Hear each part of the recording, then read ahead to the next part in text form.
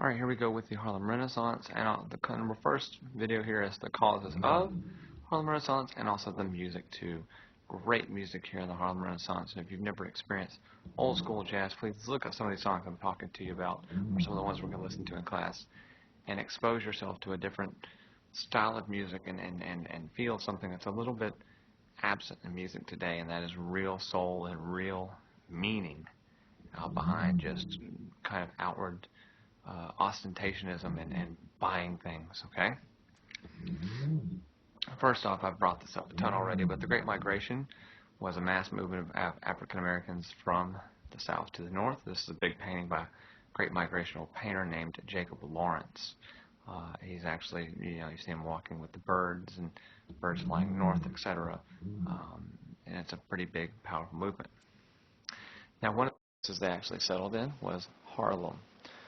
Harlem had been established by the Dutch up in New York, but at this point it was kind of a rundown neighborhood. African Americans flocked there, and there they were allowed a little bit more tolerance. I don't want to say freedoms per se, because everybody was still around, okay? But they were given a little bit more tolerance to do with what they wanted. And given this good conditions, it's like a flower, okay? The Great Migration planted the seed in Harlem, and the Harlem had the right conditions, and so these flowers started coming up, and we had a flower of art, we had a flower of literature, we had a flower of music in it. And you can actually see this big quote there: Harlem was not so much a place as much as a state of mind. It is a cultural metaphor for Black America itself. And so the big part of the Harlem Renaissance is the fact that mainstream society realized these was not a separate group. They were just as talented as everybody else, given opportunities, and this is going to be a major factor going forth, and also in the civil rights movement. Okay, a lot of ideas are born here in Harlem. Now, we also call the 1920s, it's called the Roaring Twenties, roar of the car, etc.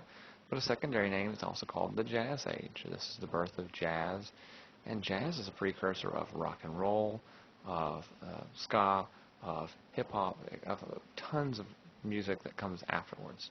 So this is actually a really important time. Now, some artists of the Jazz Age. The first one is a man named Louis Armstrong, and you can see there his nickname was Satchmo. Now, Satchmo used to be a derogatory term, but he took it on and kind of said, yeah, that's me, and kind of owned it. Now, Louis Armstrong is known for, number one, his trumpet playing, and number two, his distinctive voice. And I'll play some there for you in class. He does have a one-of-a-kind voice, I will tell you that. The next one we have is Bessie Smith, and Bessie Smith was known as the Empress of the Blues. Blues kind of comes along with jazz, and they have similar tones in that they talk about the similar topics, whereas blues is very stripped down and gritty. Jazz tends to be a little bit more upbeat and danceable. Blues is kind of, you feel it and you've got it, and yeah, I can understand what she goes through, I can feel it. Bessie Smith personified the blues there. The next man we have was Duke Ellington. And Duke Ellington actually was a musician, a composer, and an orchestra director. So he was a triple threat, right? And he was actually pretty prevalent.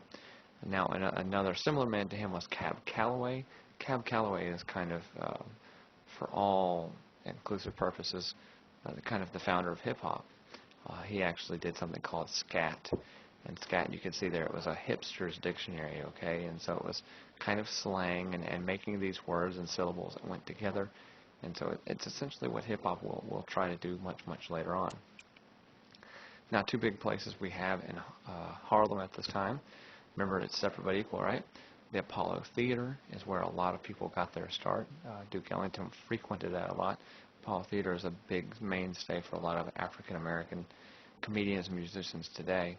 And in fact, in the 80s, there was a kind of a regular TV show called Live from the Apollo. It was hosted by Arsenio Hall, and it was kind of showcased black artists that weren't having a given opportunity. The other place is called the Cotton Club. Now, the Cotton Club was a big jazz place. Cab Calloway frequented it a lot. And these two things kind of went hand in hand in the fact that if you wanted to see a good jazz musician, you had to go to one of these places, and you had to accept the fact that you were going to have to be with another race. And so jazz music, much like rock and roll and other types of music, is racially tolerant. You don't I mean, if you're listening to the radio, you can't see the color. You just kind of go with, I like the song because it makes me dance or it's upbeat. Okay, so that's the first thing about the Harlem Renaissance, the music and also the causes of it.